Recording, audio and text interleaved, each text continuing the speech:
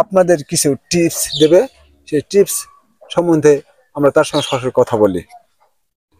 দেখুন খামারটি দেখুন,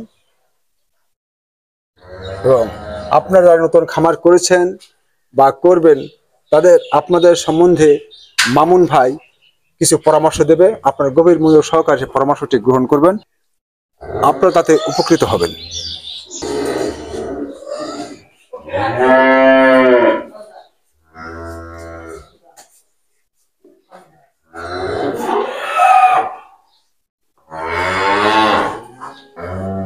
বিসমিল্লাহির রহমানির রহিম।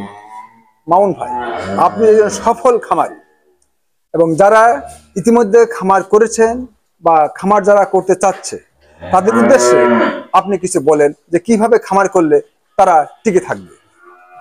বর্তমানে খামার করে টিকে থাকা কিন্তু খুব কঠিন ব্যাপার। বড় সমস্যার মধ্যে দানাদার খাদ্যের দাম বেশি এবং শুকনো ঘাসেরও অনেক বেশি দাম।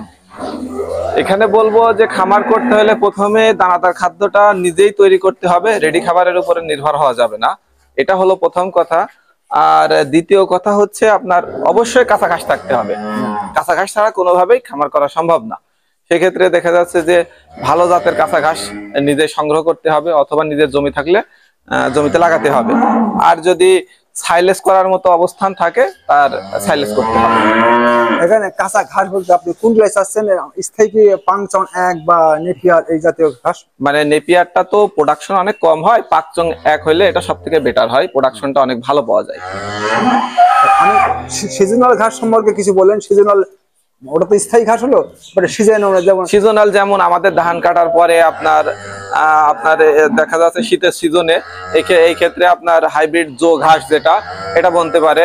তারপরে যে এখন আপনার এই মৌসুমে আপনার এখন আপনার ইয়ে করতে পারে, জাম্বো আছে। তারপরে আমরা যেটা বলি গ্রাম্য ভাষায় ভুরো বা গেমা, এগুলা করা যায়। আর সেই সাথে পাকচং এক যদি স্থায়ী ঘাস থাকে তাহলে মোটামুটি আর কি সম্ভব। আচ্ছা, আপনাকে ধন্যবাদ।